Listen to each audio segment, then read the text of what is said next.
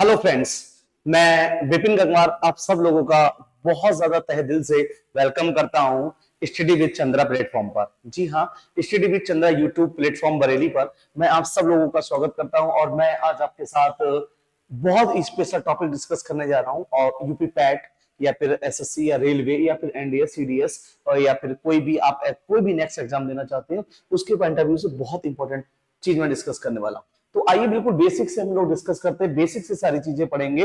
और दोस्त याद रखना, कहीं से भी कुछ नहीं उठाएंगे, बहुत ऐसा पढ़ेंगे जो कि हमारे पेपर के लिए क्या है, बहुत ही इंपॉर्टेंट है।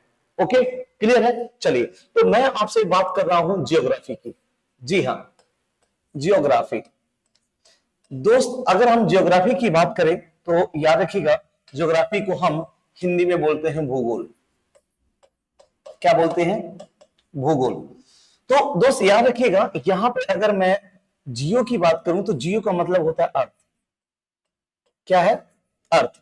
जी हाँ, याद रखिएगा, बहुत इत्मीनान से बहुत आराम से अपने लोग पढ़ेंगे। और अगर मेरा पढ़ाया हुआ आपको समझ में आता है, पसंद आता है, तो इस वीडियो को ज्यादा से ज्यादा लाइक कीजिए, हमारे चैनल को सब्सक्राइब कीजिए, स्टडी विद चंद्रा से जुड़ना ना भूलिए। और बहुत जल्दी मैं आपके लिए प्रीवियस ईयर के प्रैक्टिस क्वेश्चन भी लेके आने वाला हूं। तो ये इंट्रोडक्शन वीडियो है आपके लिए और जुड़िए हमारे साथ। आइए, अगर हम लोग बात करते हैं तो मैंने क्या कहा कि जियो मींस अर्थ। अर्थ का मतलब है दोस्तों पृथ्वी। ओके, यहां पर ग्राफी का मतलब क्या है? To study. To study. Okay, मतलब क्या है? अध्ययन। यानी एक सीधी सी बात दोस्तों यहां से निकल कर हमने ये समझ लिया कि ज्योग्राफी का मतलब क्या? अर्थ की स्टडी, यानी कि पृथ्वी का अध्ययन ही क्या कहलाता है? जियोग्राफी कहलाता है। याद रखिएगा, भू माने पृथ्वी होता है और इसलिए हम कहते हैं कि भूगोल, जो हिंदी में इसको बोलते हैं, यानी कि ये भी एक पृथ्वी का क्या है? अध्ययन है।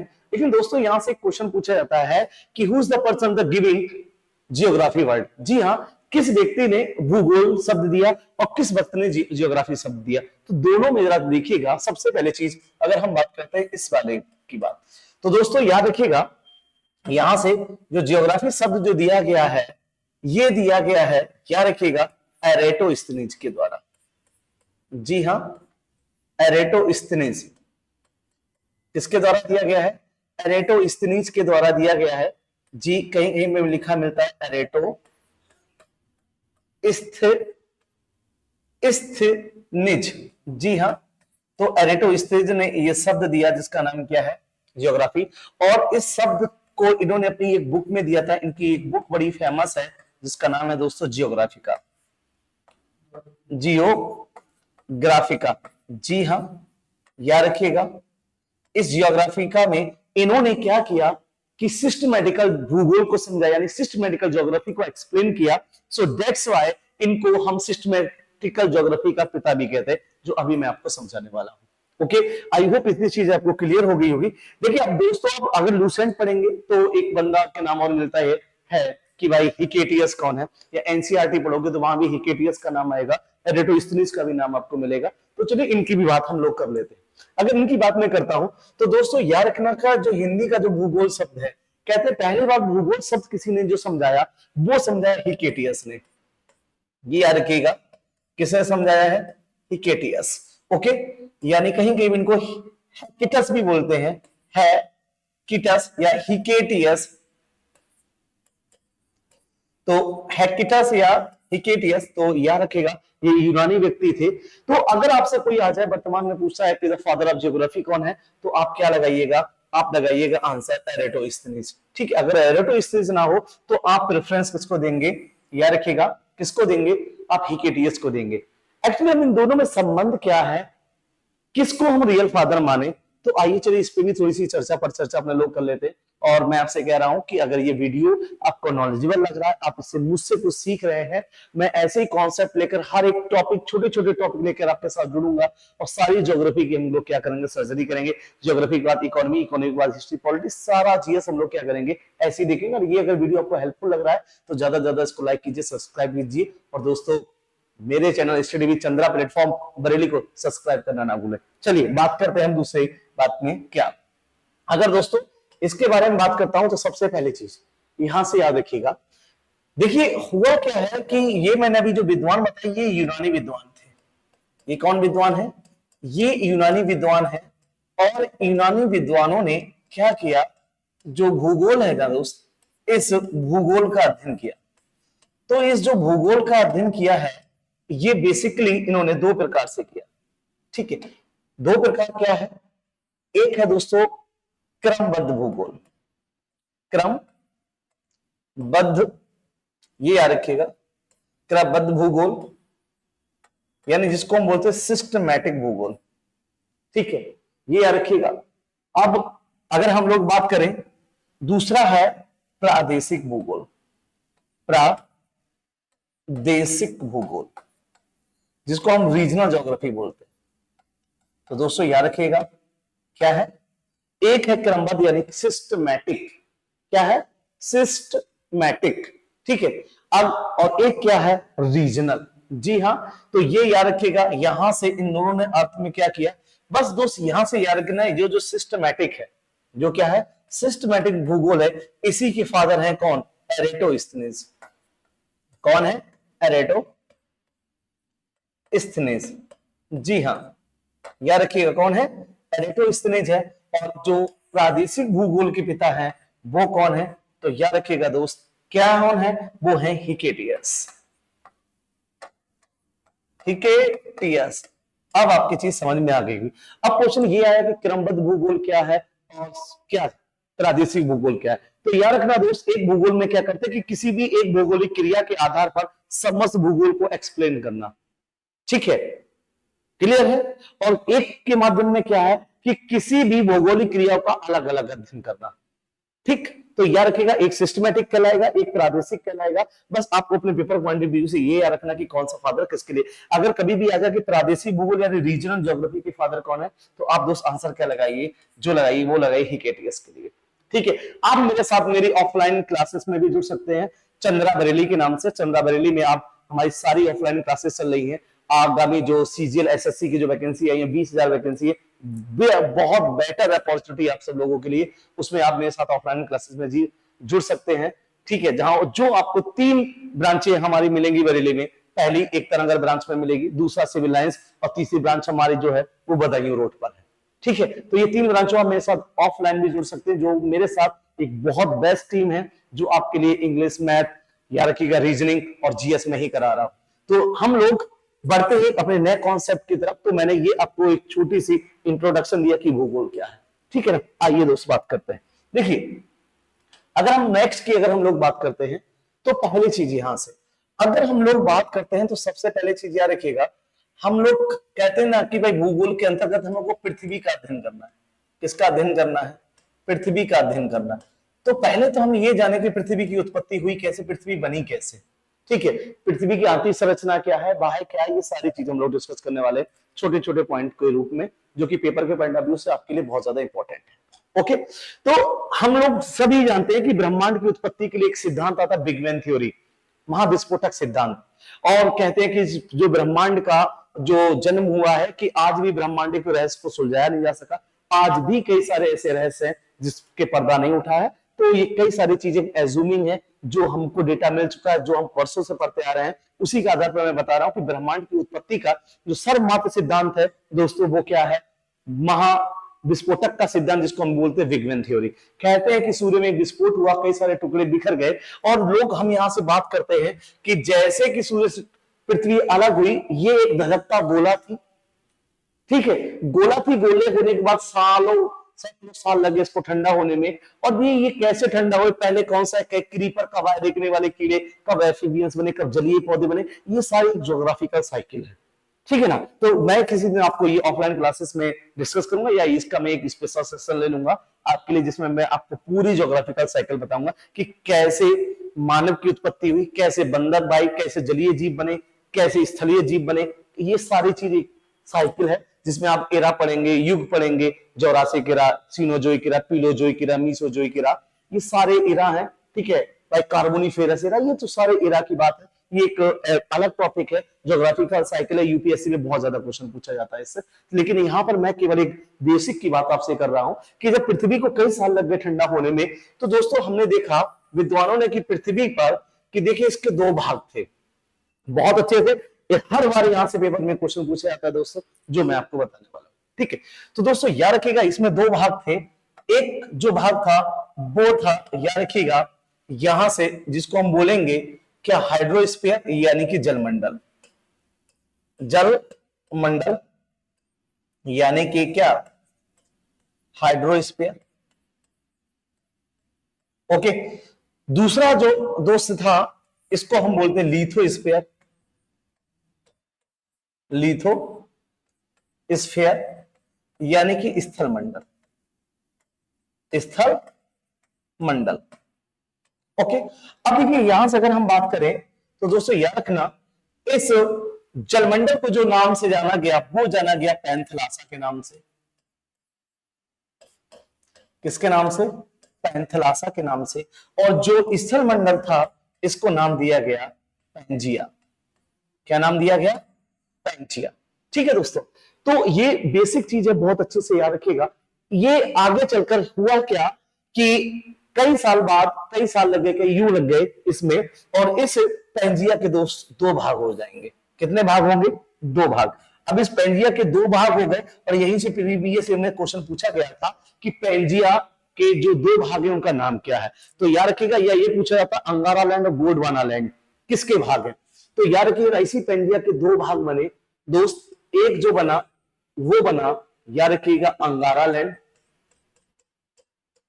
अंगारा लैंड, और दूसरा जो दोस्त बना वो बना गोंडवाना लैंड, गोंडवाना लैंड। ठीक, यहां से, और जहां पर ये पैंथलासा था, यहां पर याद रखिएगा एक सागर का निर्माण होता है, और इस सागर का जो नाम पड़ा वो पड़ा तैथिस सागर, तैथिज सागर। ओके, इतनी चीज आपको याद रखिएगा, ये कई बार पेपर में पूछी जा चुकी है। मैं बार बार बोल रहा हूं, अगर मेरा प्लान आपको समझ में आ रहा है और बाकी मैं आपको कुछ ऐसा सिखा रहा हूं जो आपके काम की चीज है, तो ज्यादा से ज्यादा स्टडी विद चंद्रा प्लेटफॉर्म को क्या करिए, ज्वाइन करिए, और चैनल को क्या करिए, सब्सक्राइब करिए। मैं आपको ऐसे ही अच्छे अच्छे वीडियो के साथ मिलता रहूंगा। चलिए, और आप ऑफलाइन मेरे साथ जुड़ सकते हो बरेली चंद्रा इंस्टीट्यूट में। ओके, तो देखिए नेक्स्ट की बात यहां से करें तो हमने यहां से एक चीज जान ली दोस्त, कि ये 2 स्थल मंडल थे। क्या थे? 2 स्थल मंडल थे, और 2 स्थल मंडल की अगर मैं बात करता हूं तो ये था अंगारा लैंड, अंगारा लैंड, ये गोंडवाना लैंड, गोंडवाना लैंड। ठीक, और बीच में ये जो जलमंडल था ये था तैथिस सागर, तैथिज सागर। देखिए, ठीक है, ये हम थोड़ा बहुत पृथ्वी की उत्पत्ति के बारे में बात कर रहे हैं कि कैसे महाद्वीप बने, कैसे आए, उनके बारे में मैं आपको जानकारी दे रहा हूं। तो देखिए दोस्त, आगे हुआ क्या, बहुत अच्छे से जानिएगा इस चीज को। ये जो अंगारा लैंड है और ये जो गोंडवाना लैंड है, ठीक है, क्या होगा कि हम सभी जानते हैं जो गर्म चीज होती है जब वो सुपुड़ती है तो उसमें दर्रे पड़ते हैं, ठीक है, चटकती है, और उसके बाद चटकेगी तो ये कई सारे भागों में डिवाइड हो जाएगी, उसके बाद उनका विस्थापन हो जाएगा। इसीलिए यहां से एक सिद्धांत निकल आएगा, ठीक है, डिस्प्लेसमेंट ऑफ कॉन्टिनेंटल थ्योरी, यानी कि महाद्वीपों के विस्थापन का सिद्धांत। तो जो महाद्वीपों के विस्थापन के सिद्धांत के लिए जाने जाएंगे वो वेगनर महोदय जाएंगे। एक्चुअली है क्या कि महाद्वीपों के विस्थापन का सिद्धांत, ये याद रखिए कि ज्योग्राफी में यूपीएससी मेंस का है, जो स्टेट पीएससी देते हैं, यूपी पीसीएस देते हैं, या आईएएस है, तो उसमें एक क्वेश्चन पूछा जाता है कि भाई प्लेट टेक्टोनिक सिद्धांत क्या है, मॉर्गन वाला या हेनरी हेस, और उसके बाद पूछा जाता है कि डिस्प्लेसमेंट थ्योरी, यानी कि भाई महाद्वीपों के विस्थापन का सिद्धांत क्या है, जो कि वेगनर जी ने दिया। तो हम थोड़ी बहुत चर्चा उसके बारे में यहाँ पे करेंगे अपने लोग, एक अपने प्रीलिम्स के माध्यम से, अपने वनडे एग्जाम के पर्पज से। तो दोस्त, यहाँ पे मैंने आपको बताया कि जो अंगारा लैंड है, इससे कुछ भाग पृथ्वी पर निर्माण हुए, और इस पर भी क्या होंगे, कुछ भाग निर्माण होंगे। अब निर्माण क्या होंगे दोस्तों, याद रखना, यहीं से याद रखिएगा, प्रायद्वीप, क्या चीज, प्रायद्वीप और महाद्वीपों का क्या हुआ है, याद रखना दोस्त, क्या, प्रायद्वीप और महाद्वीपों का क्या हुआ है, उद्विकास हुआ है, यानी कि क्या हुआ है, उद्भव हुआ है। इन्हीं से जो हमारे 7 महाद्वीप हैं उनका विकास हुआ है, जो प्रायद्वीप है वो विकास हुआ। प्रायद्वीप क्या होते हैं मैं अभी आपको समझाऊंगा, और 8वां महाद्वीप जिलैंडिया क्या है, मैं इसके बारे में भी आपसे चर्चा करूंगा। तो पहले आज मैं इसके बारे में बात करता हूं आपसे। तो दोस्तों याद रखिएगा, यहां से हुआ क्या है, सबसे पहले चीज ये क्वेश्चन पूछा जाता है पेपर में कि अंगारा लैंड जिससे किस किस भाई महाद्वीपों का विकास हुआ, ये कौन सी भूमि का विकास हुआ है। तो दोस्तों याद रखना, यहां से ग्रीनलैंड, ग्रीनलैंड का विकास हुआ है, उद्भव हुआ है। उत्तरी अमेरिका, उत्तरी अमेरिका किसका भाग है, अंगारा लैंड का ही है। दोस्तों याद रखना, यूरोप प्लस एशिया, ठीक है, हम इसको बोल सकते हैं क्या, यूरेशिया। ओके, याद रखना दोस्त, मैं बताऊंगा कि यूरेशिया क्यों बोलते हैं, क्योंकि चलिए बता ही देता हूं, क्योंकि याद रखिए जो जितने भी कम्युनिस्टवादी देश हैं वो जो हमारे 7 कॉन्टिनेंट है, 7 महाद्वीप है, वो 7 नहीं 5 मानते हैं। क्यों, क्योंकि यूरोप एशिया को एक मानते हैं जिसका नाम है यूरेशिया, और अंटार्कटिका को वो महाद्वीप नहीं मानते क्योंकि वहां पे जीवन नहीं है। यही कारण है दैट्स व्हाई कि जो जितने भी कम्युनिस्टवादी देश है उनके फ्लैग पर 5 झंडे मिलते हैं। ये छोटा सा तथ्य था, इसको याद रखिएगा। ओके, तो मैंने क्या कहा कि अंगारा लैंड से विखंडन होने के बाद क्या बना, ग्रीनलैंड बना, और क्या बना, उत्तरी अमेरिका बना, यूरोप यूरेशिया यानी कि यूरेशिया बना। ठीक है ना दोस्त, यहां पर क्या बनेगा, आइए बात करते हैं। अगर यहां की अगर हम लोग बात करें तो दोस्तों याद रखिएगा, यहां पे बनेगा अरब प्रायद्वीप, अरब प्रायद्वीप, ठीक है, अरब प्रायद्वीप।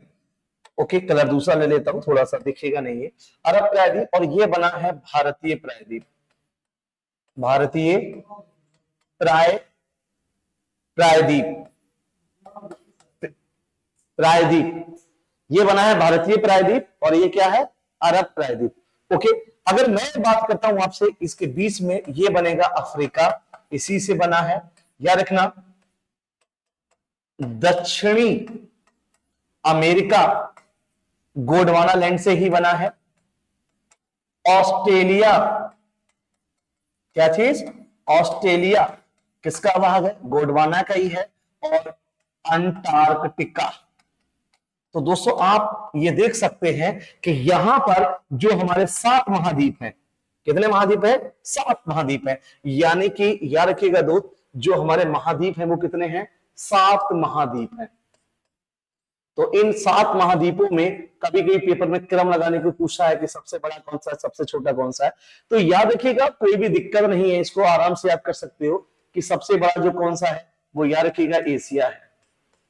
कौन सा दोस्त, एशिया है। दूसरा क्या है, वो अफ्रीका है। कौन सा है, अफ्रीका है। ओके, तीसरे की अगर मैं बात करता हूं तो उत्तरी अमेरिका है। ओके, चौथे पे कौन है, तो दक्षिणी अमेरिका है। 5वें पे कौन है, तो अंटार्कटिका है।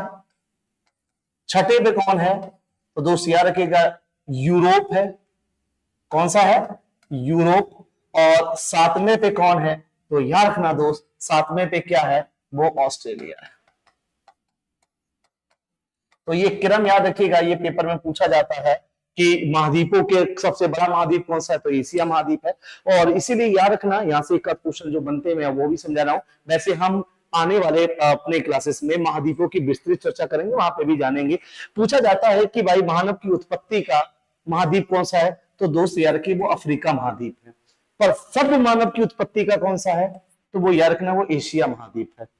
ओके, श्वेत महाद्वीप या मृत महाद्वीप किसको कहते हैं, वो अंटार्कटिका को कहते हैं। किसको कहते हैं, अंटार्कटिका। ओके दोस्त, तो ये चीजें याद रखिए। सबसे छोटा कौन सा है, तो ऑस्ट्रेलिया है। और सबसे बड़ा कौन सा है, तो एशिया महाद्वीप है। आई होप आपने इतनी चीजें बहुत अच्छे से समझी होंगी, और जो चीज मैं समझाने जा रहा हूं वो भी बड़ा इंपॉर्टेंट है पेपर के पॉइंट ऑफ व्यू से। देखिए यहां से डायरेक्ट क्वेश्चन पूछा जाता है वनडे एग्जाम में, जो मैं आज आपके साथ डिस्कस कर रहा हूं। बहुत इत्मीनान से आपको समझा रहा हूं। अगर मेरा पढ़ाया समझ में आ रहा है तो ज्यादा से ज्यादा मेरे वीडियो को लाइक कीजिए और मेरे चैनल को सब्सक्राइब करिए। जुड़े रहिए study with Chandra platform Bareilly पर। ओके, चलिए अगर हम लोग बात करते हैं दूसरे पॉइंट की, तो यहां से मैंने ये बात किया प्रायद्वीप। किसकी बात है, प्रायद्वीप। आइए दोस्त थोड़ा सा प्रायद्वीप के बारे में समझ लेते हैं।